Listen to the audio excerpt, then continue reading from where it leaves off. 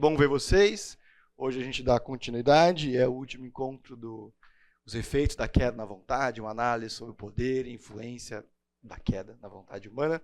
Nosso tema hoje, o último, é sobre como as nossas afeições, os nossos desejos, as nossas paixões foram impactadas e permanecem assim depois que a gente decidiu mal em Adão. A gente vai passar um pouquinho o que significa decidir o mal em, mas a ideia, como a gente já falou aqui no comecinho, que nós já não somos os mesmos, né? Conforme fomos criados por Deus em Adão e Eva, a nossa configuração de fábrica passou a ser diferente depois que a gente decidiu mal. A palavra afeições aparece, mas ela é sinônimo de emoção, é sinônimo de desejo.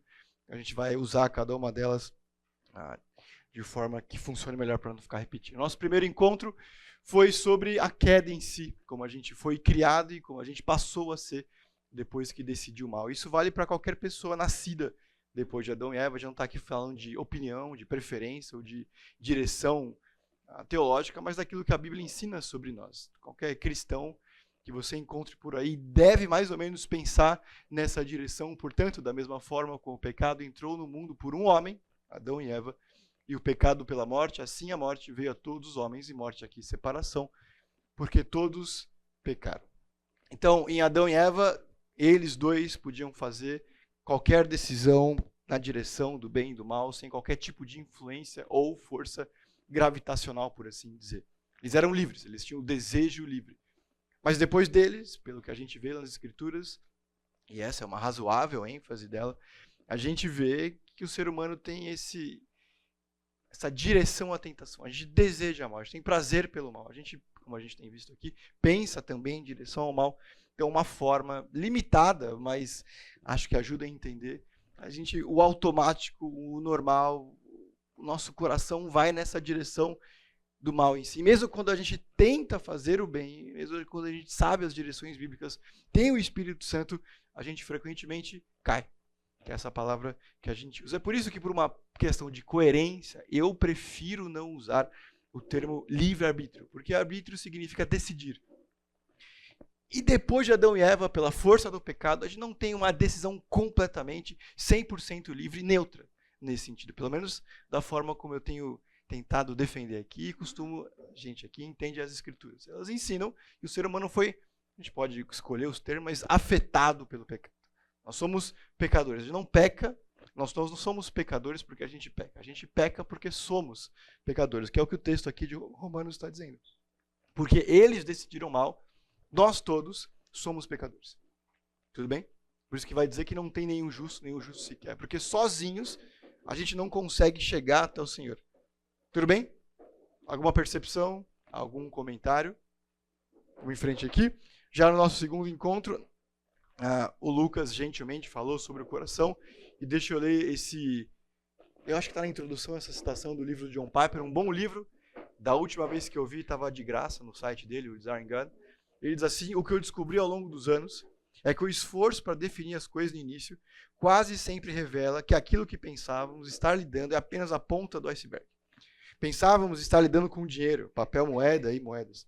Mas, na verdade, por baixo, estamos lidando com os prazeres e vantagens que o dinheiro pode comprar, com o status que o dinheiro pode significar.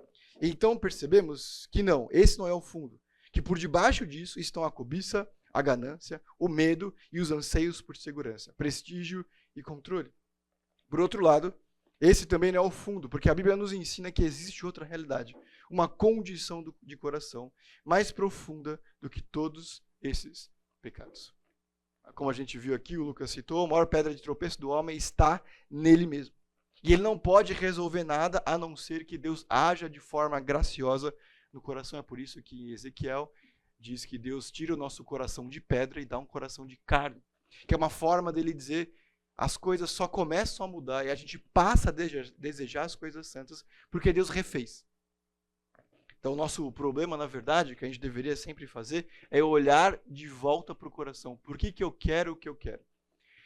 Eu não vou lembrar certinho o nome do livro agora, mas ele, em situações e desafios da nossa queda, mas também de medos que a gente tem, uma pergunta interessante é: o que eu estou dizendo para mim mesmo sobre essa realidade? Qual é a mentira que eu estou começando a acreditar e por isso que eu estou me sentindo ansioso, me sentindo, ou estou irritado? Qual é a mentira que eu estou dizendo para mim mesmo e que a palavra de Deus diz sobre? Porque aí eu coloco de um lado e de outro o que eu penso, o que eu sinto, ou o que a Bíblia quer me conduzir nesse aspecto. Já no último encontro, a gente falou sobre que a perversidade do homem tinha afetado toda a inclinação de seus pensamentos, e o seu coração era sempre e tão somente para o mal. Porque além do nosso coração ter sido afetado, além da nossa natureza e inclinação moral já não ser mais a mesma, os nossos pensamentos também não são. É por isso que a gente sempre tem uma explicação e sempre tem uma desculpa por pior que a gente tenha decidido. E não é porque a decisão foi boa em si, necessariamente, mas porque, além do nosso coração ser enganoso, o nosso intelecto, a nossa mente, também foram afetadas pela queda. A gente pensa mal, e não é só por falta de conhecimento. E a gente passou por isso. Uma ilusão que a gente tem, muitas vezes, à medida que somos confrontados por más decisões, ou quando a gente olha para o passado com arrependimento, a gente pensa, é porque eu não tive tempo. Eu devia ter pensado mais, eu não sabia sobre isso. O que a gente está fazendo, na verdade, é sendo otimista demais com a nossa capacidade intelectual de decidir bem. Então, o que me falta é tempo, o que me falta é conhecimento. E a Bíblia vai dizer, já em Gênesis capítulo 6, verso 5, que não é só esse o problema. Que apesar de tempo, eventualmente ajudar, e que apesar de conhecer mais, pode auxiliar em chegar em conclusões melhores, o nosso maior problema é que a nossa mente é pecaminosa também. A gente decide mal porque entende mal ou entende poucas circunstâncias. O mal e o pecado sempre vão fazer sentido. Eles são lógicos. A gente decide mal não é só porque Satanás atentou contra a gente, lançou flechas. É porque a gente pensa mal. A gente compreende mal. A gente conclui mal. É por isso que no nosso evangelismo, eventualmente, não basta só apresentar as coisas. Discutir os pontos específicos da apologética. Ninguém é convertido necessariamente porque foi convencido. É obra de Deus no Espírito. É por isso que chama regeneração e não convencimento. O que poderia, eventualmente, de novo, trazer calma nas nossas interações. A gente não precisa ficar com raiva das pessoas porque elas não compreendem e não concordam. Ou porque Deus é bom, ou porque elas não reconhecem o pecado. É porque na lógica, no coração ou no sentimento, como a gente vai ver hoje, é mal mesmo. Ao invés de dizer, eu já falei, por que você não? Vou orar para você. Que o Senhor tenha misericórdia, que me ajude a explicar melhor, se for o caso, mas principalmente, haja no coração das pessoas. É por isso que no discipulado, eventualmente, a gente tem que resistir à tentação de dizer, mas faz isso. Vai desse jeito porque dá certo. Isso aqui não vai dar. Ajudar as pessoas também a pensar de forma diferente. A partilhar não só experiência, mas principalmente princípios e verdades bíblicas. Segurar a boca, às vezes, e dizer, espera, qual o princípio bíblico? E qual parte das escrituras falam sobre isso? Ao invés de compartilhar só experiência ou generalidades, versículos. E por último, na pregação, a gente deveria aprender e ensinar os outros a valorizar pregações que ensinem de fato a Bíblia. E não só troquem experiência e nem, eventualmente, sejam espirituosas, por melhor que elas sejam, eventualmente. Por isso que o nosso grande resumo é esse. A gente escolhe mal, decide mal, porque a nossa vontade foi movida. Vontade nunca é soberana, ela não é senhora, por causa do nosso intelecto caído, por causa das nossas emoções duvidosas e principalmente porque o mais íntimo do ser humano, que a palavra bíblica é coração, foi afetado, contaminado pelo pecado totalmente. Tá bom? Vamos em frente, o tema de hoje são as emoções. Deixa eu ler 2 citações para a gente começar e dar a temperatura de hoje. Primeiro, Bavinck, a gente não está tão acostumado com ele, porque ele é uma espécie de referência dos irmãos presbiterianos, a gente não está tão acostumado com ele. Ele diz assim, emoções e paixões desempenham um papel muito maior na vida dos indivíduos e na história das nações do que o intelecto saudável. Pascal, o matemático, aquele da escola, diz assim, todos os homens buscam a felicidade sem exceção. Quaisquer que sejam os meios diferentes que empreguem, a causa de uns irem à guerra e de outros evitá-la é o mesmo desejo em ambos, acompanhado de visões diferentes. A vontade nunca dá o menor passo, senão esse objetivo. O que os dois estão dizendo aqui é que a gente frequentemente decide mais pelo que a gente quer alcançar, não necessariamente intelectualmente, mas pelo que a gente acha que vai produzir no nosso coração. Seja ser feliz ou trazer prazer. Pergunta, por que a gente insiste em Nutella, sofá e série, sendo que a gente sabe que alface, exercício e livro nos fariam melhor? Tudo bem? É porque as 3 últimas não trazem tanto prazer quanto as primeiras. Por isso que não importa quantos documentários, livros ou nutricionistas nos exortem firmemente sobre a alimentação saudável ou os impactos do sedentarismo, eu vou arriscar dizer que nenhum de nós faz tanto exercício quanto deveria. Ou a minoria esmagadora, e eu me incluo nisso. Tá bom? É porque não é tão bom. Porque não me faz sentir tão bem. A gente não é necessariamente tão racional quanto gostaria de acreditar, porque pensar em si mesmo como uma pessoa movida pelas emoções não sei você, mas me faz sentir um pouco animalesco, incapaz. Uma das primeiras histórias que a gente escreveu com a humanidade, a Guerra de Troia, ela é escrita porque a Helena de Troia, casada com Menelau, foge com Paris por amor. Que tenha acontecido essa história ou não, o mais legal dela é que ela começa a contar por que a gente decide sobre as coisas. Porque a gente acha, ou na verdade, sente que é o melhor. Quantas mortes, revoltas, crimes, guerras, foi porque alguém amou o que não devia ou podia. É porque os nossos amores estão fora de ordem que a gente frequentemente decide mal. Porque mesmo sendo mais racional fazer A, a gente vai por B. Por isso que a gente frequentemente gasta agora o que não tem, quando o mais racional seria esperar, guardar e fazer uma despesa responsável. Porque não sente bem. Né? Se eu quero agora, eu vou ter agora. Por mais intelectual, racional que faça sentido fazer depois. Se a gente quiser ter uma vida cristã madura, a gente deveria pensar de forma bíblica sobre as nossas afeições e sobre os nossos sentimentos. Porque elas são mais definitivas e definidoras das nossas decisões, do nosso futuro, do que a gente necessariamente sabe. E graças a Deus que Ele não dá o que a gente quer, que a gente sente que é bom. Imagine se o Senhor tivesse dado pra gente tudo o que a gente queria quando nós tínhamos 5, 6 anos de idade. Que a gente achava e sentia que era bom. Isso vale para hoje. Imagina se o Senhor nos desse tudo que a gente sente e acha que hoje é bom para mim e para a sua vida. Por isso que é, biblicamente, essencial a gente, vou usar uma palavra mais contemporânea, desconstruir as nossas emoções. Saber de onde elas vêm, o poder de influência e de decisão que elas frequentemente têm sobre a minha e a sua vida. Vamos para a Bíblia, então. Vamos ver como que a gente foi criado, alguns dos primeiros impactos. Gênesis 2, 25, Gênesis 1, 31 e Gênesis 3, 10. Por favor. Alguém lê, como a gente sempre faz, já explica mais ou menos o que está acontecendo. Gênesis capítulo 2, verso 25. Curiosidade, eu estava com a minha camisa cheia de água quando eu era criança, e frequentemente domingo, lá em casa pelo menos, era macarrão com molho vermelho e frango, né? Minha mãe sempre me fazia tirar a roupa que eu tinha ido na igreja, porque eu sempre derramava tudo, sem exceção. Vamos lá, Gênesis capítulo 2, verso 25.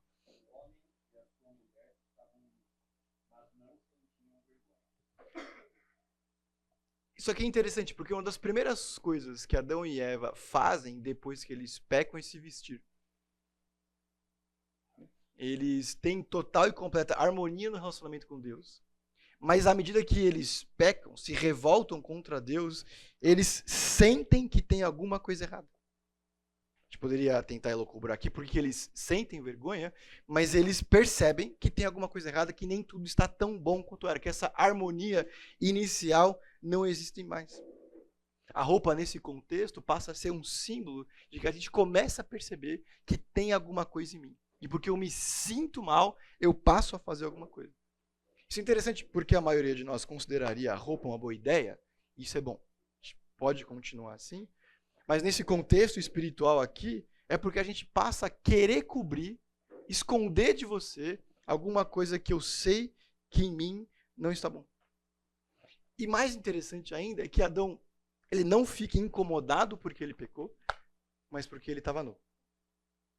Ao invés dele se arrepender, mais ou menos como a gente, ele não tem tanto medo de ter, ou incômodo, de ter se revoltado contra Deus. O que a gente eventualmente percebe é que a gente tem mais medo de ser pego, mais incomodado com a possibilidade que as pessoas descubram esse incômodo vem disso, do que necessariamente do arrependimento que a gente deveria ter. O que já mostra um pouco como está invertida a questão, certo? Eu me sinto mal porque você me descobriu, eu me sinto preocupado porque eu corro o risco de ser pego, mas eu não fico tão incomodado assim de ter ofendido alguém e me revoltado contra o Senhor. Mas esse não é o começo da relação deles, tanto entre eles quanto com Deus. Eles andavam, conviviam, viviam com Deus. Um dos textos aí vai dizer que Deus estava passeando pelo jardim. Isso não é uma coisa estranha do texto, aparentemente é uma coisa que ele fazia. Mas depois que o pecado vem, esse negócio já não funciona mais tão bem assim. Próximo texto, Gênesis capítulo 1, verso 31. E Deus viu que tudo o que havia feito era muito bom. A noite passou e veio a manhã. Esse foi o sexto dia. Nesse contexto, no comecinho de Gênesis, eles estão bem. Deus vê que tudo está bom e tudo permanece assim até que eles decidam mal, até que eles venham a decidir mal. As emoções aqui não mais aproximam do Senhor, mas afastam dele.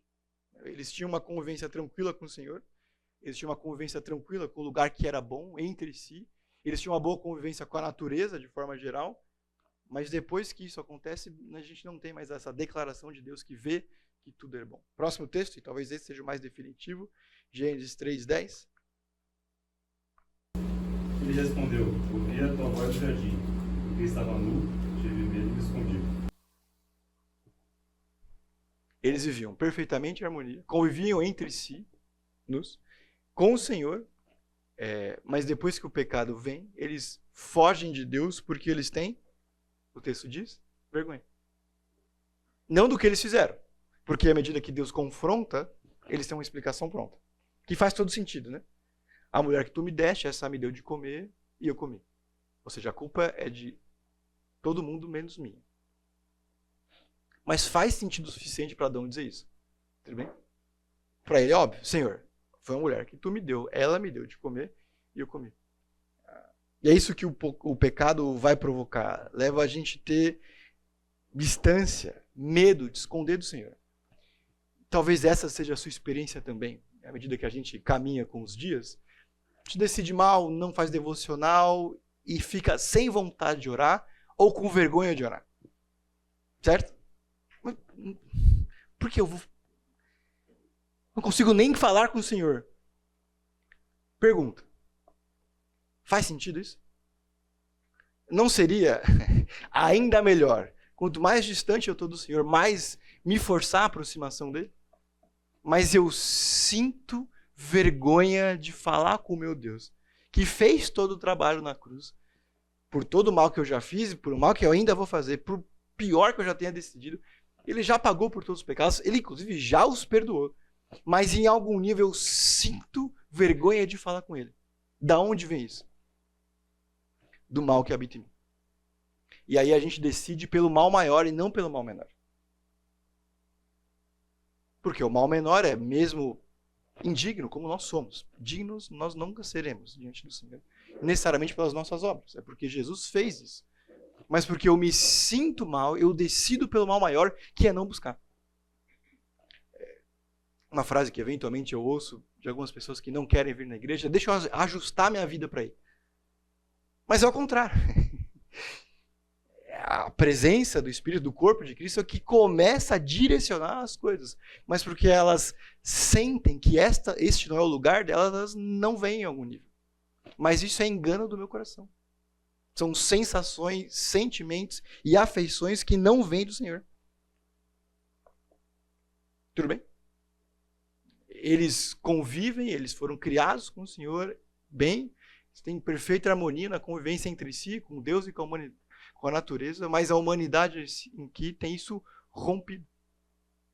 O estado original passa a ser de vergonha, de distância. Isso continua pra gente.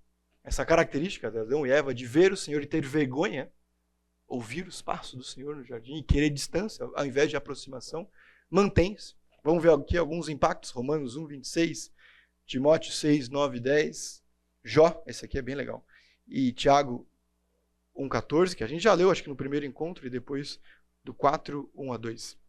O primeiro, por favor.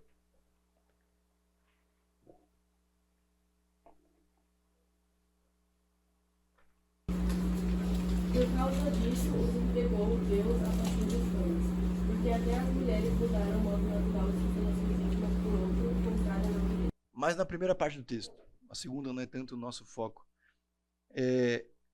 Qual que é o juízo de Deus sobre a humanidade? Entregou Deus à paixão dos cães. Seguir o meu coração, fazer aquilo que eu sinto fazer, é juízo de Deus, não é bênção. Quando a gente pensaria o contrário, certo? Fazer o que eu quero é o que me tornará feliz. Não. O juízo de Deus sobre a humanidade é que nós seguiremos, desejaremos aquilo que a gente quer e vamos seguir nessa direção. Perseguir as nossas paixões, obedecer às nossas emoções não é liberdade, é juízo. E sentido e sinônimo da nossa distância de Deus. Perseguir o que eu gosto, achar o que me faz bem ou feliz, é a receita do desastre. Porque muito do que eu quero, muito do que eu gosto é mal. E na verdade fica nesse ciclo vicioso de distância, rejeição e resistência ao Senhor. O que a gente quer também é fruto de paixões enganosas.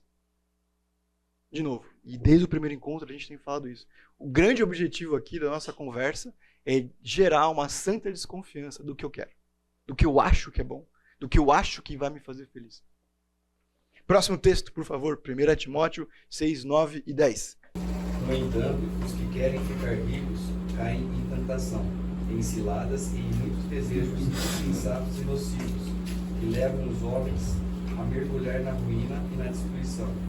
Pois o amor ao dinheiro é a raiz de todos os males. Algumas pessoas, por cobiçar o dinheiro, se desviaram da fé e se afligiram com muitos sofrimentos. Muito bem. Por que o amor ao dinheiro, ou o amor a qualquer coisa, é uma porta aberta para a tentação?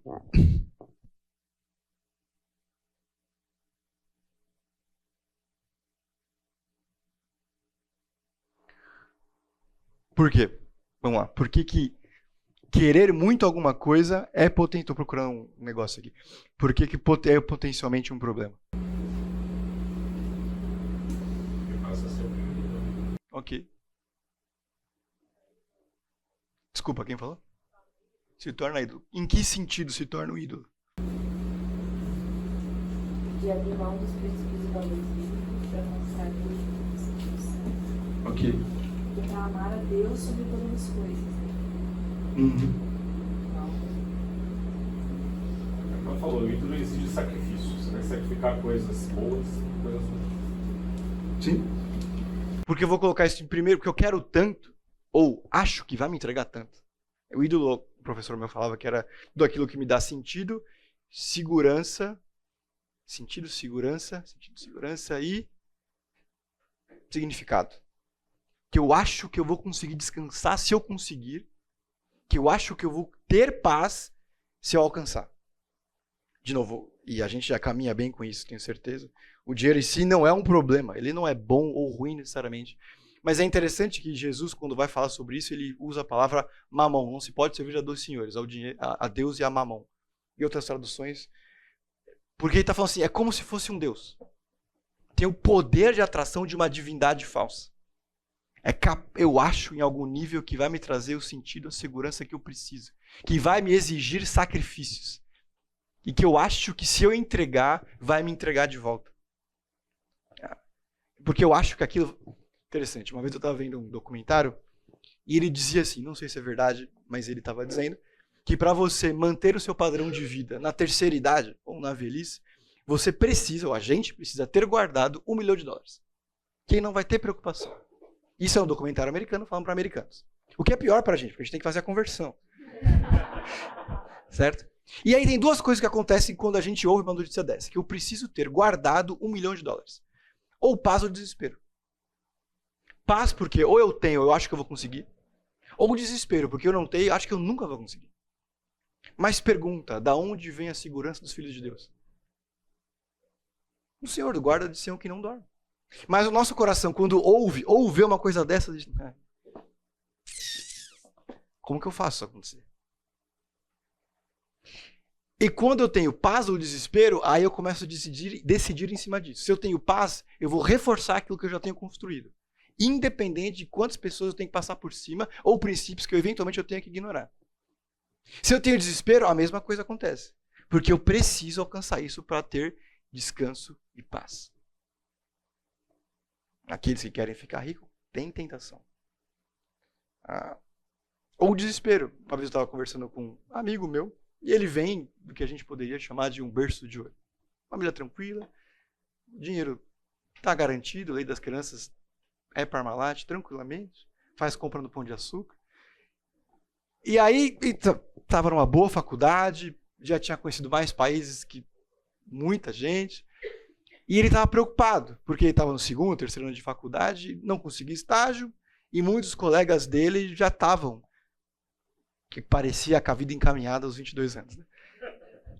Mas todos os problemas são reais, cada um luta com as suas próprias dores e delícias da idade que tem. E aí ele estava dizendo, com o coração muito sincero, assim, ele é um cara mais fechado, mas ele aflito, dizendo, eu acho que eu já devia ter conseguido. Eu já devia ter chegado lá. Né? Na percepção dele, em comparação com os colegas dele. Porque ele olhava para a vida que os pais davam para ele, para a vida que ele achava que tinha que ter, e já estava aflito. Porque ele tinha colegas, o jeitão dele é um outro jeito, tinha colegas muito para frente, que desenrolavam tudo, e ele não estava indo, a área que ele queria de vida não estava engatando muito. E ele já sentia esse desespero. E a pergunta é, quem disse que você devia ter chegado lá? Ou que você vai chegar lá? Para usar o que eu falei para ele, isso não quer dizer que eu sempre tenha a resposta, tá? Mas dessa vez o Senhor talvez tenha me conduzido de uma forma melhor. Cara, talvez o que Deus tenha para você é que você more num apartamento razoavelmente apertado na Vila Mariana e não uns 300 metros na Vila Nova Conceição. E tudo bem. Com a sua família, seu cachorro e seus 2 filhos. O risco para ele era tentar conduzir a vida a partir do desespero do que ele achava que tinha que ter, porque os pais dele tinham. De encontrar não só estabilidade financeira, mas assim, fartura nesse sentido material, e aí sim ele teria paz, porque ele estava desesperado com a possibilidade de não ter. E ele estava começando a se conduzir por causa disso. Próximo texto, Jó, capítulo 15, dos versos 14 e 16.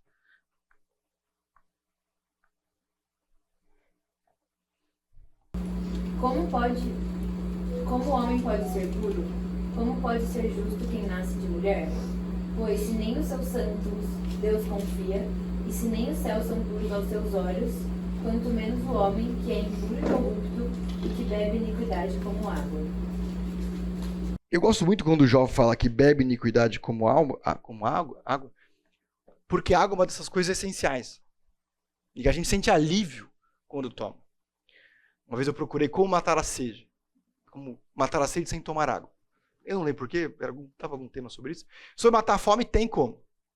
Você tá com fome, você come um Doritos, Cheetos, manda qualquer coisa para dentro. Água, curiosamente, não tem. Na verdade, tem. Por exemplo, os islâmicos, quando estão no Ramadã, não podem consumir nada, inclusive líquido. O que eles fazem para matar a sede é colocar água na boca e cuspir. Qual a questão de matar a sede assim? Bebeu água, né? Porque a água não tem substituto. Quando o Jó está falando aqui, vocês bebem iniquidade como água, é do tipo, faz bem. É por isso que a gente se sente bem quando peca. É uma coisa que talvez não dê para falar no semear e no comecinho dos preás, mas o pecado é bom. Ele traz prazer. Ele traz satisfação. Ele traz segurança. Né? O problema é que nada disso é verdadeiro. Nada disso sustenta de verdade. Né? Tem uma palavra em alemão, Schadenfreude. O Google me ensinou ontem a pronunciar. O significado é o dano prazer. Quando a pessoa tropeça, a gente ri.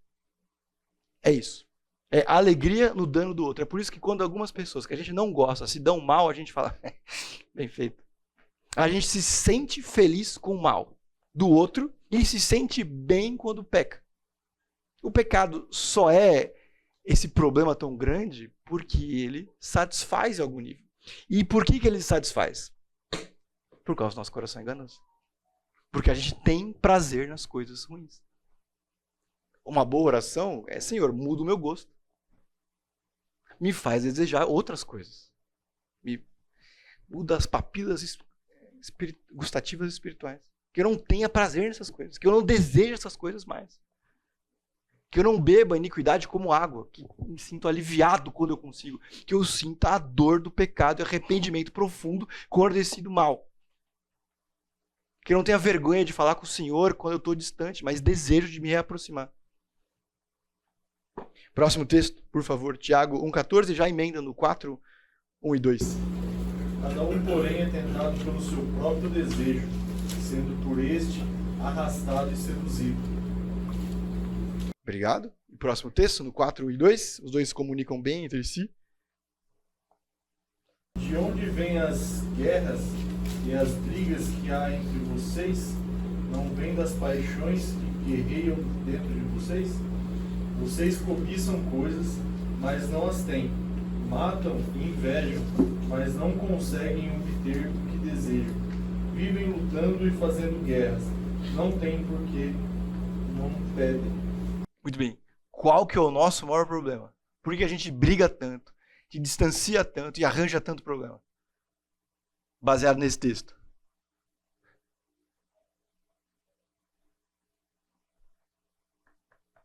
Vamos lá. Da onde que vem o nosso... Desculpa. As paixões. Não é do que a gente pensa necessariamente só. Não é do que os outros convencem. Não é do mundo. Não é de Satanás. É nosso. O texto diz, da onde vêm as guerras e contendas entre vocês? Por que vocês? Porque a gente briga... Porque... Bom, aqui Tiago está sendo mais duro, né? Por que vocês brigam tanto? Por que ninguém se entende? Não vem das paixões que guerreiam, e guerreiam é interessante, que cada hora a gente quer uma coisa. Parte dos nossos problemas é porque a gente quer as coisas erradas. E tem a hora que quer uma coisa, depois quer outra, e depois ninguém se entende. Vocês cobiçam as coisas e não as têm. Vocês matam a inveja, mas não conseguem obter o que desejam. Vocês vivem a lutar e fazer guerras, não têm porque não pedem. E quando pedem, pedem mal. Que é o que ele vai dizer aqui também, Tiago. De novo, eu sei que estou sendo repetitivo, mas o nosso tema todo é repetitivo hoje. É porque a gente deseja, a gente tem prazer nas coisas erradas e a gente quer muito essas coisas. Este uso do eu sinto, o Polisson, ele trabalha bastante com aconselhamento bíblico. Este uso do eu sinto é vago e problemático. Ele acrescenta autoridade implícita a impulsos, inclinações e vontades, desejos, anseios, intenções, planos, escolhas, expectativas e medos. Longe de ser uma inclinação a que devemos obedecer, este sentir vontade é algo a ser examinado biblicamente. Eu sinto vontade com frequência, turvam a nossa responsabilidade pelos desejos. As pessoas agem como se ter vontade fosse um impulso carregado de autoridade. Desejos enganosos determinam a escolha. Mas a Bíblia nos ensina que nossos sinto vontade são com frequência desejos da carne. A maioria dos nossos sinto vontade são desejos idólatras. Eles devem ser mortificados pelo Espírito e não alimentados com indulgência. A questão é que quando a gente diz, ou frequentemente, ouve, mas eu quero, eu sinto vontade, eu preciso muito, ou eu sempre quis, acaba funcionando como se devesse ser um argumento final e inquestionável. Então, quando eu digo isso, é o super trunfo. Ninguém pode dizer nada contra isso, porque eu sempre quis, eu preciso ter, eu sinto isso. Eu sinto que não amo mais o meu cônjuge. Eu não gosto mais da minha igreja. Eu sinto que Deus me abandonou. Por que isso é um problema? Dizer assim e pensar assim.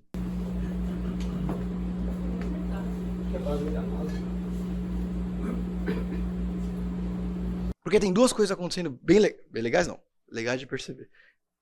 Primeiro, eu sinto mal e eu permito que essa sensação, esse sentimento, esse desejo ardente que seja autoridade.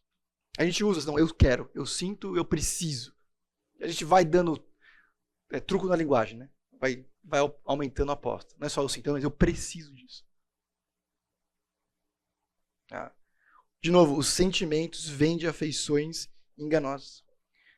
Um dos mitos populares e perniciosos sobre as emoções é que elas não são nem boas e nem más. Não tem problema sentir necessariamente só. Eu estou sentindo. A Bíblia nos conduz, como a gente viu aqui, que os nossos sentimentos, sensações, desejos, paixões, metas, o que você quiser, podem ser enganosos. Deus projetou as nossas emoções para serem medidores, mas não guias. Elas podem ajudar a perceber o que a gente está percebendo, sentindo sobre as coisas, o que a gente quer, mas elas não deveriam governar. Tem um artigo muito legal do Guilherme de Carvalho, ele estava falando sobre a homofetividade, como a igreja e os cristãos poderiam discutir o assunto, ou pensar sobre isso quando um problema é pessoal. Ele resume assim: desejo não é destino. Tudo bem? Não é porque eu quero, não é porque eu sinto, não é porque o outro quer, diz ou sente, que deveria acontecer e nem ser perseguido.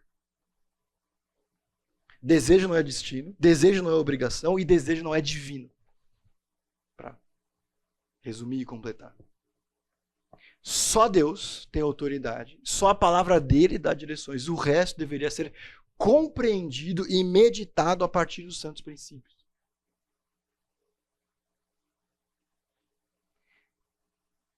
A gente deveria agir de forma bíblica e cristã em cima dos sentimentos e das sensações. Às vezes eles são bons, são neutros e são dignos. Às vezes a gente tem até vontade de fazer devocional. Então, nessa direção também. Às vezes a gente tem desejo de servir o irmão. Alguém que a gente aprendeu a gostar, ou vem dificuldade, e o Senhor, no seu Santo Espírito, nos move na direção de acompanhar, de servir, de abençoar. Siga esse sentimento. Mas porque tem um princípio bíblico que nos ensina a amar o próximo. Servir os irmãos. Às vezes a gente tem gosto e tem prazer de vir na igreja. Ótimo. Às vezes não. Não sei qual que é a sua experiência. A minha não é de sempre. Assim, querer muito acordar de manhã cedo. O que a gente faz? A gente prega para o coração. Não escuta. Não é ignorar o melhor caminho, mas discernir o sentimento e obrigá-lo em outra direção. Fala. Tudo até aqui que a gente tem visto aqui, não é tudo uma jornada em busca da plena felicidade. A gente está atrás dessa felicidade, a gente começa a buscar em várias situações, em vários ambientes, em várias amizades, o êxtase, né? De ser feliz, provar dessa felicidade terrena. Sim. O que o cara começou a falar aqui, a gente vai ou foge da guerra por querer ser feliz. Eu estava procurando aqui uma citação de alguma vez que eu falei, é porque a gente quer ser feliz que a gente faz de tudo, inclusive o mal. Em nome da felicidade. Em nome da felicidade. Vamos para o intervalo? A gente está indo um minuto mais cedo e volta um minuto mais cedo. Eu queria ter terminado o intervalo aqui. Rapidamente. Alguém abre em 2 Samuel 13, 1-2. Todos os slides, materiais vão estar disponíveis depois no site, você pode olhar. Tem outras coisas que a gente não vai passar aqui, mas vão ficando para aprofundamento pessoal. Na verdade, vamos para Gênesis capítulo 4, verso 7, que foi uma das primeiras perguntas no primeiro nosso encontro.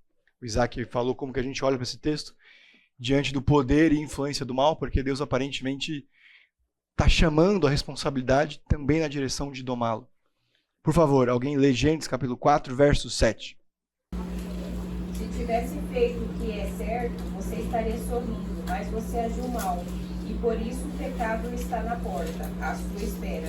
Ele quer dominá-lo, mas você precisa vencer. Muito bem, o Senhor está falando com Caim, como que a gente tem falado aqui do peso do mal, de como o poder e a influência do mal são decisivos, definidores, fortemente gravitacionais, que nos direcionam a decidir mal. E o Senhor está dizendo aqui para Caim, o mal está à porta, cumpre a você dominá-lo.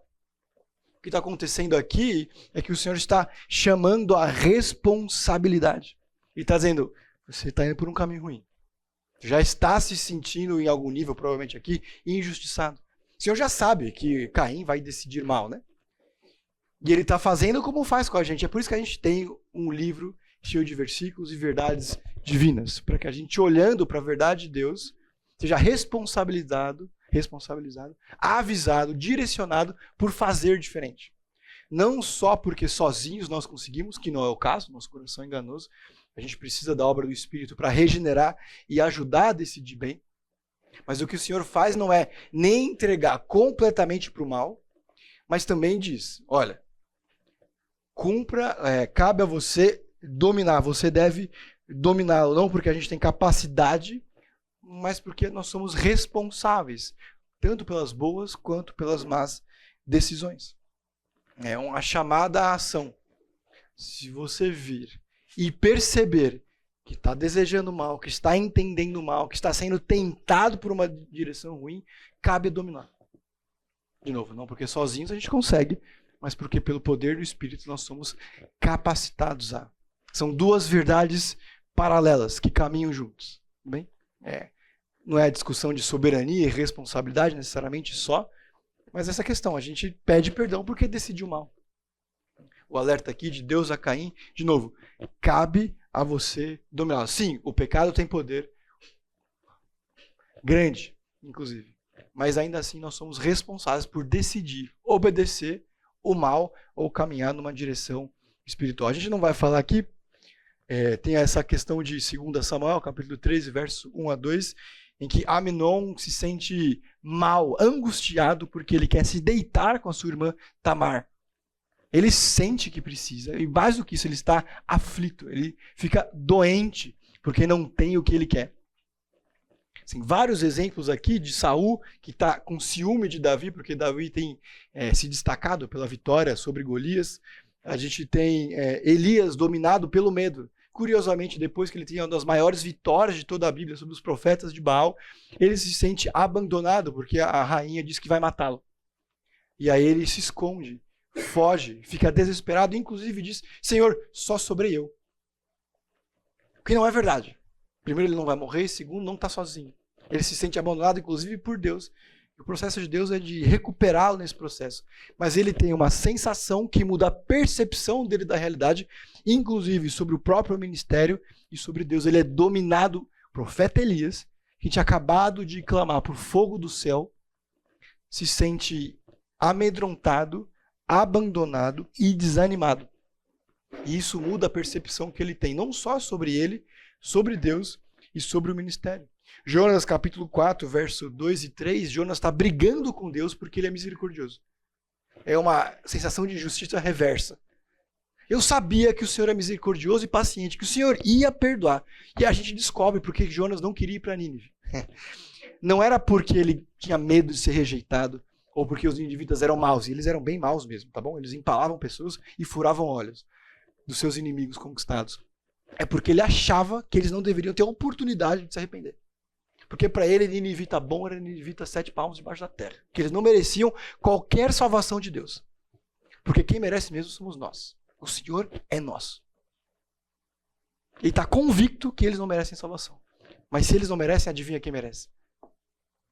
Ele, né? Vamos em frente aqui. Depois você olha essas histórias sobre essa ótica. Pergunta de $1 milhão. O que a gente deveria fazer quando os sentimentos e afeições surgirem?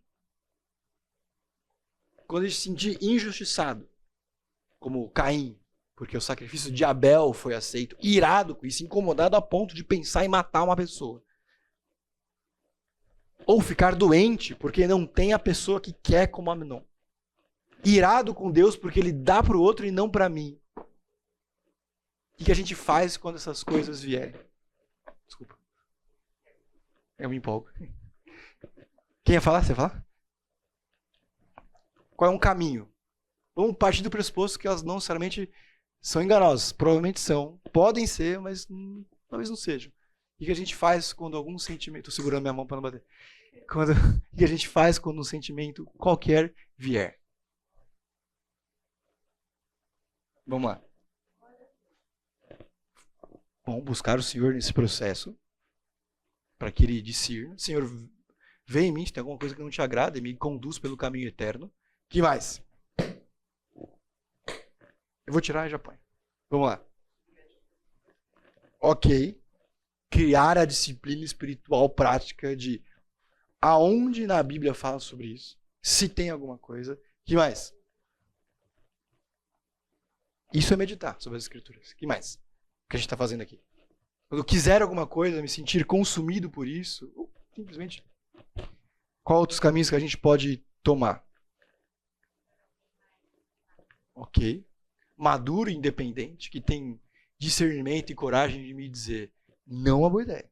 Não vá por aí. E eventualmente já passar para o plano de exortar. Ok. Oi.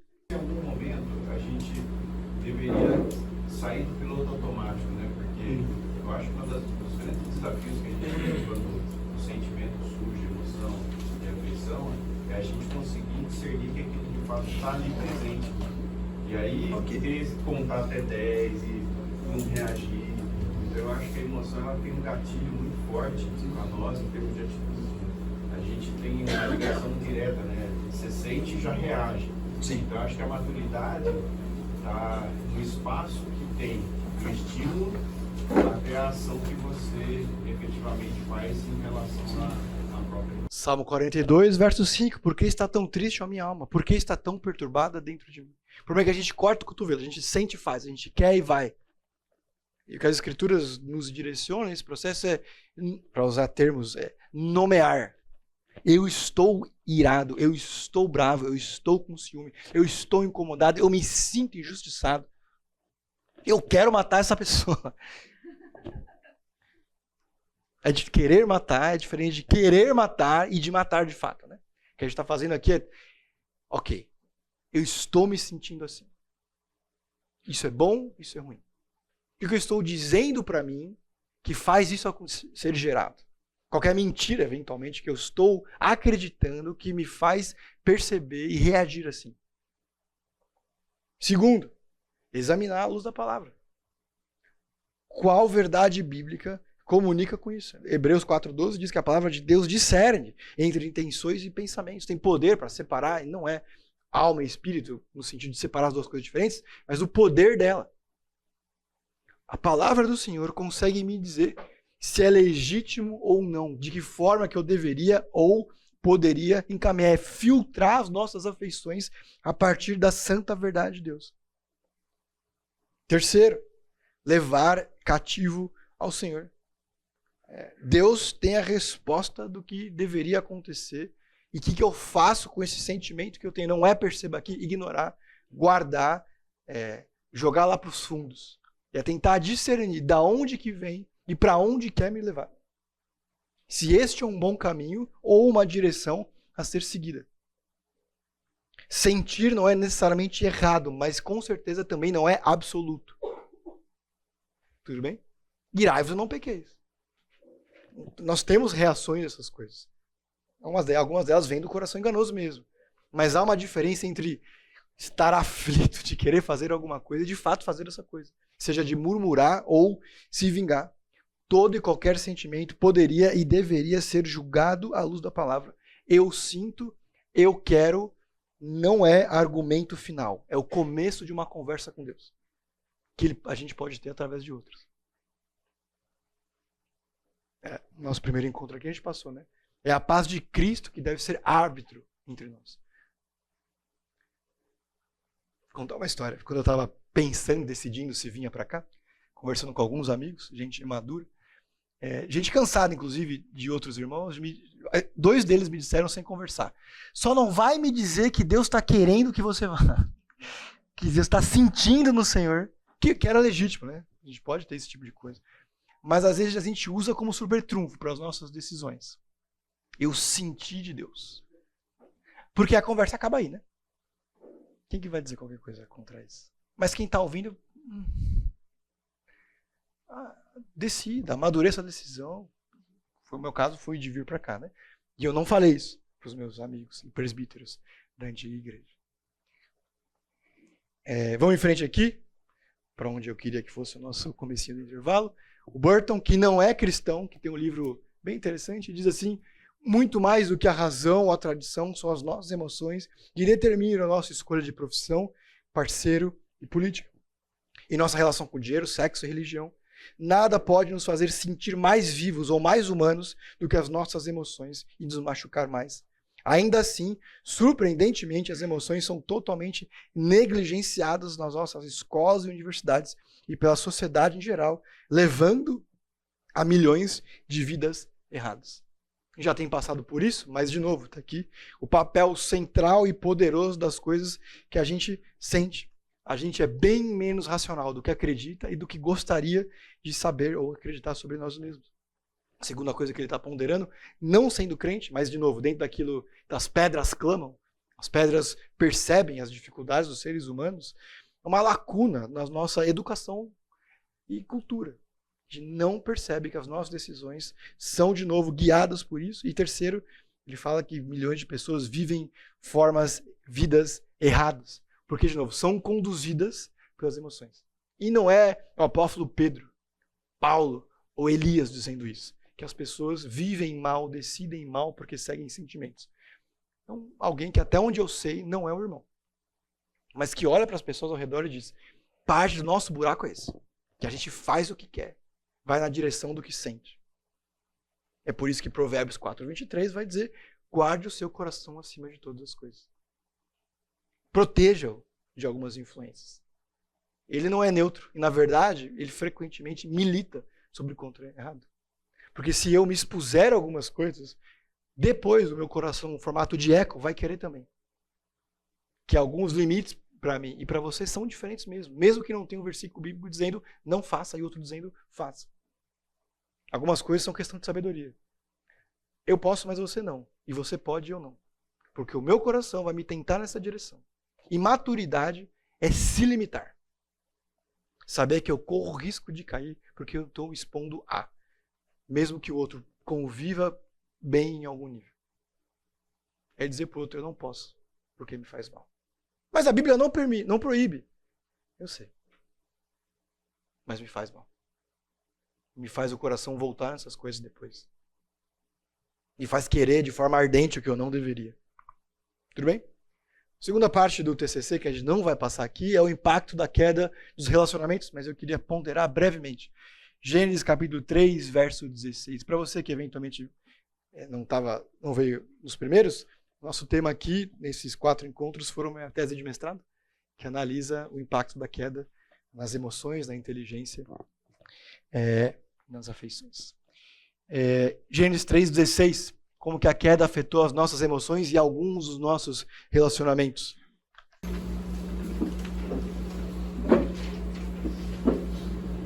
A mulher declarou, multiplicarei intensamente as suas dores de parto. Com dores você dará luz a filhos. O seu desejo será contra o seu marido, mas ele a dominará. Pronto. Como que a queda afetou as nossas emoções que atrapalham os nossos relacionamentos. Tem vários jeitos de explicar o finalzinho do verso que diz o seu desejo será contra o seu marido.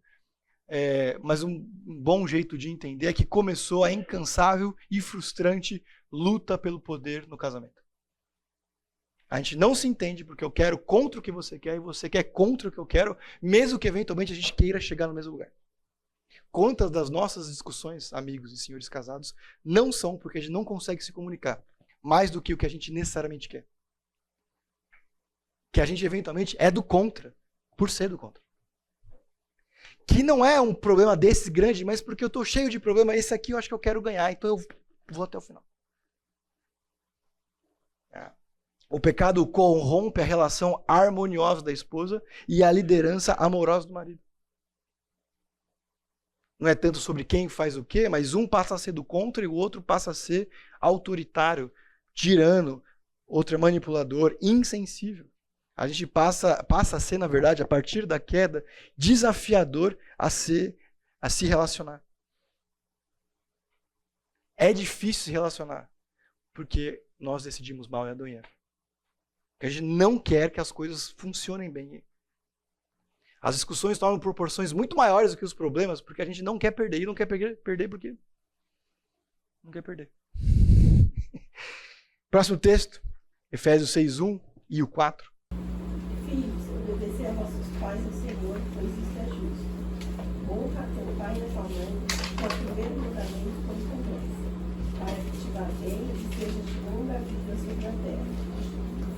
pais, não provoqueis vossos filhos a ira, mas criai-os na disciplina e na admoestação do Senhor. Se tem dois textos diferentes dizendo como filhos deveriam ser filhos e como pais deveriam ser pais, é porque a gente não sabe nem ser filho nem ser pai.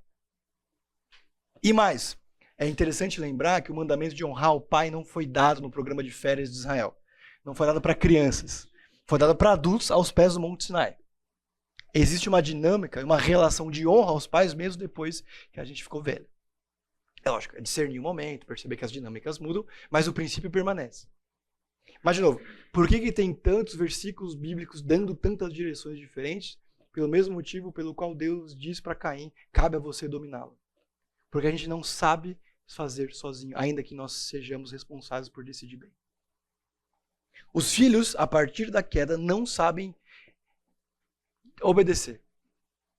Não sabem reagir e lidar bem com a autoridade. Não é um problema do contemporâneo, depois de 1988. 78. Né? Da revolução dos afetos. A gente não passou a detestar a autoridade depois que começaram algumas coisas. Não. Sempre foi assim. E aos pais, por exemplo, como ele diz aqui, cabe ser sensível, não ter atitudes duras, não ser negligente, não ser agressivo fisicamente, não ser, para usar uma citação, um autor diz assim, não provoque, irrite ou desanime seus filhos com exigências injustas, interferências desnecessárias, reclamações constantes, críticas duras, sucessão interminável de nãos, atitudes autoritárias, ordens desproporcionais, superproteção sufocante, demonstração de favoritismo, falta de incentivo, desrespeitar o crescimento ou a individualidade da criança. Só. Mas, de novo, a gente tem uma direção e depois a Bíblia vai explicando mais ou menos em outros versículos. Mas a gente passa reto, porque a gente acha que sabe fazer. De novo, não é à toa que a gente tem tanta dificuldade em se relacionar, seja com marido e mulher ou entre pais e filhos. Mas para fazer o nosso movimento de sempre, não terminar só com a desgraça do nosso coração e a dureza do nosso espírito, vamos ver o que Deus faz por nós, de que forma Ele começa a refazer. E as boas notícias de hoje. Alguém, por favor, em Tito 2, 11 e 12. Efésios 5, 18. Eu gosto bastante desse texto. Gálatas 5, 22. E Hebreus 10, 24 e 25. Por favor.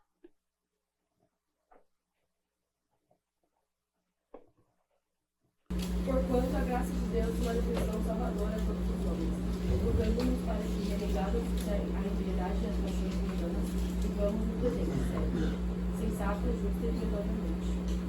O que está sendo dito aqui é que a graça de Deus, entre as várias atribuições e capacidades que ela tem, além de salvar, nos ajuda a renunciar às nossas paixões pecaminosas.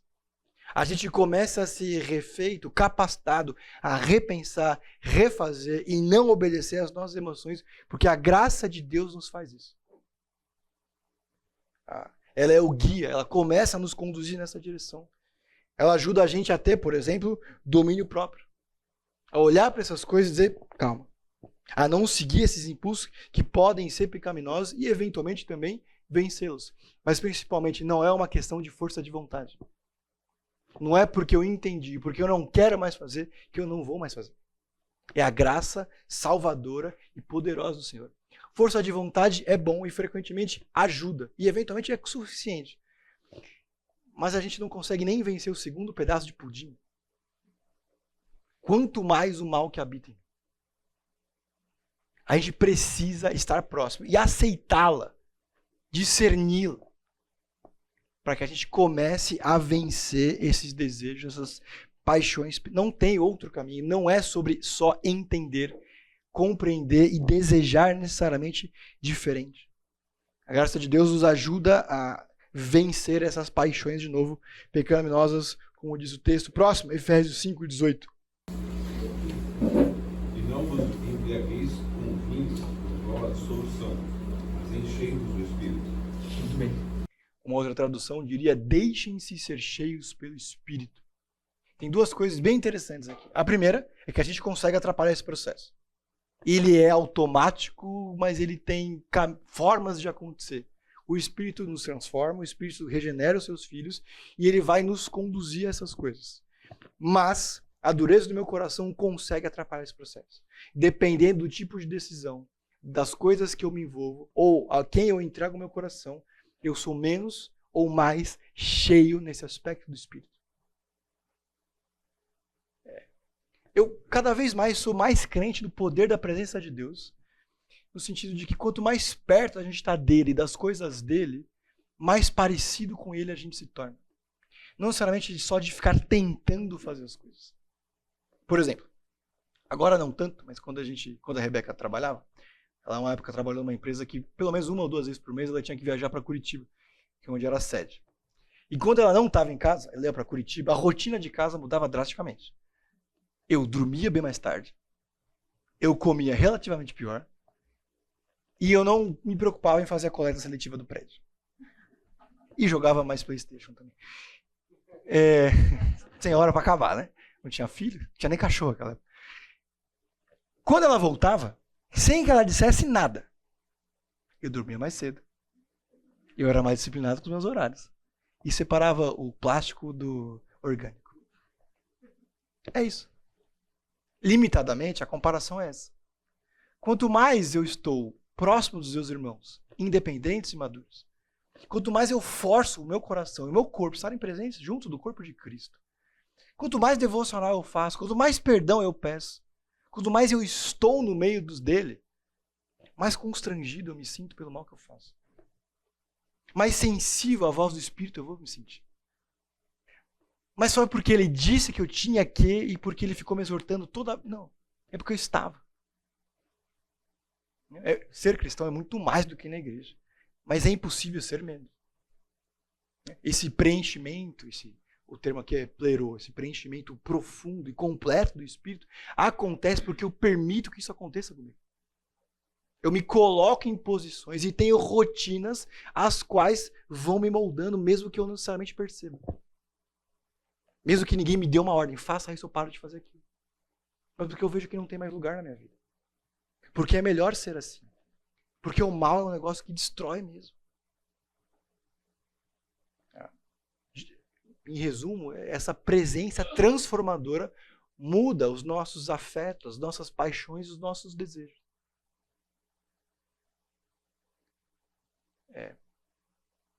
Esteja. Acho que o grande resumo é esse. Esteja.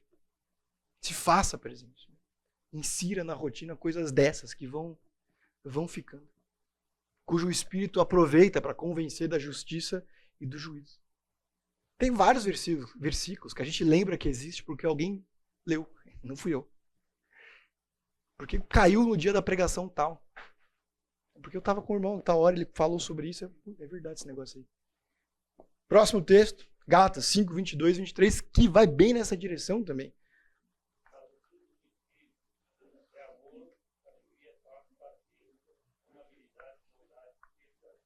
É interessante porque... Desculpa, cortei.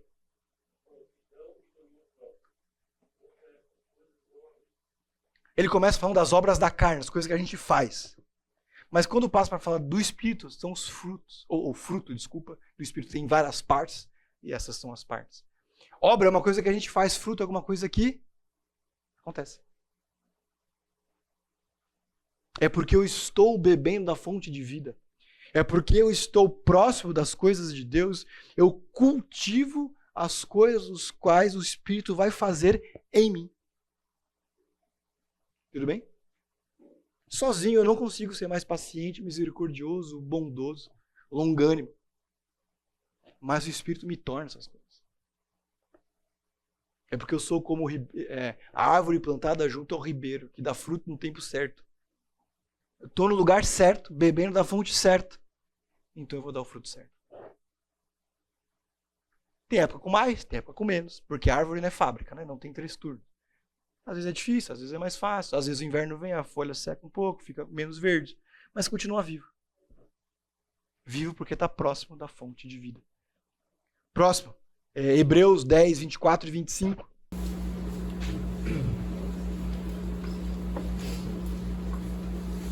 Pensemos uns nos outros, a fim de ajudarmos todos a terem mais amor e a fazerem o bem. Não abandonemos como alguns estão fazendo, o costume de assistir às nossas reuniões. Pelo contrário, animemos uns aos outros e ainda mais agora que vocês veem que o dia está chegando. Duas coisas no texto. Primeiro, se Deus tem que mover o escritor bíblico, são dois milagres, né? Mover o escritor bíblico e preservar por tantos séculos, a dizer, não deixem de cultuar, como é o costume de alguns de vocês, é porque a gente tem o risco de deixar, não tem erro. Melhor ferramenta hermenêutica é a leitura da Bíblia. O que o contrário quer dizer? Se ele tem que dizer, não deixem de fazer, porque o nosso automático é deixar de fazer. Mas a segunda coisa, e talvez a ênfase aqui, ele diz, considerem uns aos outros para incentivar-nos ao amor e às boas obras. Qual que é o ponto? É se colocar numa posição e se provocar a ponto de mover o outro a fazer boas obras. Que uma responsabilidade do corpo de Cristo não é apenas permitir ser cheio do Espírito, dar o fruto no tempo certo, da forma como Deus quiser conduzir, mas os nossos relacionamentos, eu me preocupar, como que eu posso te ajudar a fazer boas obras? Eu olhar para você, pensar na sua vida e, cara, como que eu faço ao fulano de tal ser mais paciente? Como que eu ajudo ele a ser o melhor pai? Como que eu auxilio a pensar no que significa ser um bom filho? Que eu não existo só para mim no corpo de Cristo, mas para os meus irmãos. Que parte do vencer os afetos e as emoções ruins é estar tão presente que as pessoas viram para mim e falam, eu vou te ajudar nesse processo. Por favor. E quando a pessoa não quer ajuda, a gente fica... Ora. Quem convence é o Espírito. A gente convive o suficiente para que ela perceba a bênção de ser como Jesus é. Se for o caso de um pecado de dureza, exorta e dá os passos necessários. Mas continua intercedendo aqui, considerando uns aos outros e incentivando-nos às boas obras. A palavra aqui é provoco. Eu provoco o outro às boas obras. Não é só pensar e dizer você precisa ser mais paciente, mas pensar como que eu posso ajudar essa pessoa a pensar em como ser mais paciente. Qual que é o valor da paciência? Como que eu posso provocar o meu colega de trabalho, o meu irmão na igreja, de um jeito positivo, a se encontrar e se colocar em situações e conversas que ele pense sobre a vida após a morte. Como que eu me movo e permito que Deus me mova nessa direção? De novo, do mesmo jeito que desejo não é destino, nem divino a ponto de orientar e ter autoridade sobre você, o Senhor Deus, ele vai refazendo essas coisas. Mas ele refaz também à medida que a gente está perto dele. Porque o mais importante ele fez, a gente não vai perder, que é a salvação. Ele regenerou, e Efésios 1:10 diz que ele selou com o selo do Espírito. Não dá para perder esse negócio. A salvação santa e soberana. Mas eu consigo desfrutar menos ou mais da liberdade que ele oferece. Eu consigo ser mais ou menos apegado à dureza do meu coração. A viver de forma mais reta, digna e parecida com Jesus. Parte das nossas dificuldades existem por causa da distância que a gente mantém dele. Tem muito problema que a gente se enfia porque segue as más direções do nosso coração. E tem muita situação bênção ou situação ruim que a gente evita por permitir que a graça dele nos liberte das nossas paixões. Tudo bem? Percepções? Algumas aplicações finais em diferentes áreas da minha e da sua vida. Um desafio do aconselhamento, de novo, é conversar com gente que acredita, quando não sou eu aconselhado, que as emoções e os sentimentos são verdades últimas.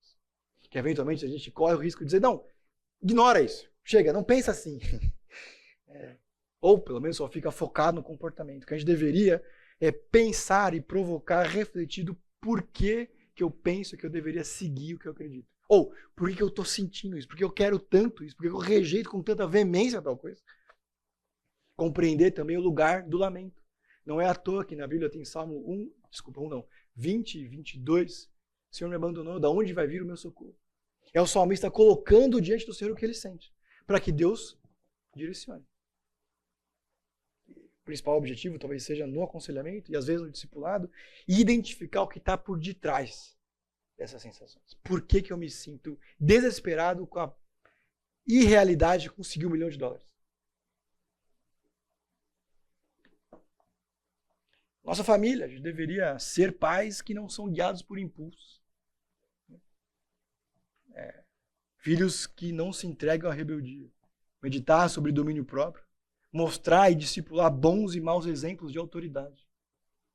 Louvor e adoração, rejeitar músicas ou que focam no emocionalismo. Que me fazem sentir bem. Ou, como que eu sei que o culto foi bom? Hoje eu me senti bem. Hoje eu me senti mal. Tem tempo.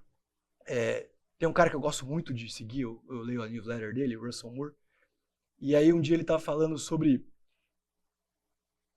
um cara que fez muito sucesso alguns anos atrás, que ironicamente é uma linguagem muito dura para o jovem. Ele é um cara que literalmente batia com a Bíblia na cara, assim. E cada vez mais a igreja dele estava cheia e de jovem. E ele conversando com outro pastor, mas por quê? Não faz sentido isso. O cara é duro, o cara é, sabe assim, quase ignorante. Sempre tem gente ouvindo, as pessoas gostam. E aí o cara mais velho, mais sábio respondeu, sabe o que é? As pessoas vão lá e se sentem mal. E é isso. Porque elas saem da igreja e falam, não, hoje, olha, foi Bíblia assim, ó. E fica nisso. É indulgência. Eu pago pecados me sentindo mal. Não me arrependendo dos meus pecados. Não compreendendo as boas direções. Então, a métrica do que é bom, divino, espiritual, não é se eu aprendi mais sobre Deus ou se eu adoro Ele de forma mais profunda. Mas se eu me sinto bem, eu me sinto mal.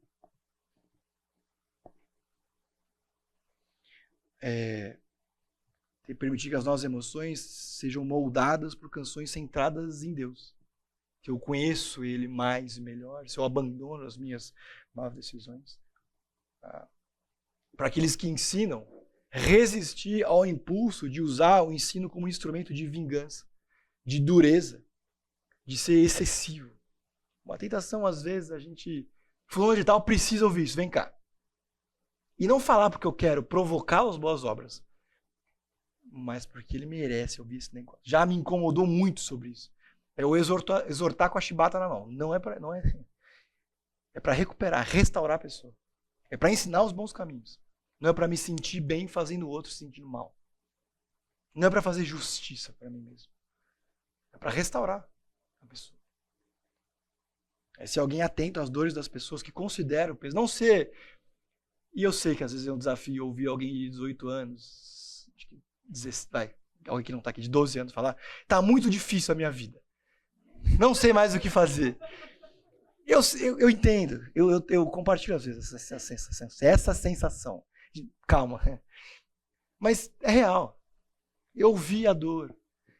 E dizer com esperança, Deus é bom. Ele vai te conduzir nisso também. Ele tem me abençoado. Confia nele. Lance sobre ele toda a sociedade, pois ele tem cuidado de você. Lembrar da bondade de Deus. Por último, algumas pessoas sentem que está tudo bem e que não precisam de Deus. E que isso engana o coração delas. E que o nosso objetivo é gerar incômodo mesmo. É tirar a paz da pessoa. É destruir mesmo. É incomodar. É falar, mas e se acontecer isso? Mas por que você sente assim? Mas e tal coisa? Você está bem com isso? Tem certeza que você está bem com isso? A realidade é que a gente vive num mundo de afetos, emoções e desejos distorcidos. Sentir-se bem também pode ser engano. Tanto para cristãos, mas também para não cristãos. Para a gente encerrar, conclusão. O ciclo vicioso da condenação humana é resultado direto da falta de da percepção que os próprios indivíduos têm de si. Porque não conhecem as Escrituras ou silenciam o Espírito. São surdos, cegos e mudos acerca do mal que habita em cada um. Como se demonstrou e diversos autores bíblicos propuseram, sob a inspiração de Deus, a antropologia bíblica considera o pecado, como fator determinante na vontade. Justamente em razão da ignorância e falta de perspectiva bíblica, os relacionamentos, sejam verticais com Deus, horizontais entre as pessoas, padecem diariamente na fogueira de vontades que não traz nada além de conflitos e insatisfação permanente. Os otimistas são cegos para a revelação bíblica, os pessimistas desconhecem a realidade da regeneração do espírito, mas Deus oferece aos seus filhos olhar honesto e poder para redimir cada centímetro do ser humano. De novo, não é porque o nosso coração é mau, não é porque a nossa mente caiu, e porque a gente deseja aquilo que é maligno, que a gente precisa seguir nessas direções. Mas porque a gente sabe dessas coisas, o poder de Deus e o Santo Espírito nos capacitam a fazer diferente. Que a exortação que Deus iniciou a Adão, o que aconteceu? Caim, o pecado vai dominá-lo, cabe você fazer alguma coisa. Ou os vários versículos a gente leu aqui, quebrando cada coisinha da emoção, cada coisa do intelecto, falando sobre o nosso coração. Eles existem para alertar e capacitar a fazer e pensar diferente sobre essas coisas. Vamos orar? Oremos. Senhor, meu Deus e Pai, muito obrigado pelo nosso tempo aqui, pelo privilégio de aprender e estudar, Senhor, sobre a sua verdade. Que o seu Santo Espírito nos lembre dessas coisas, à medida que a gente tiver vontade, Senhor, a gente pensar das coisas, Senhor, ou quiser muito, Senhor. Senhor, permita que a gente resista aos impulsos, que nós tenhamos sensibilidade à sua voz e tenhamos coragem de conversar com pessoas e buscar a sua verdade, Senhor. Nos abençoa, nos conduz, Senhor. Em nome de Jesus. Amém.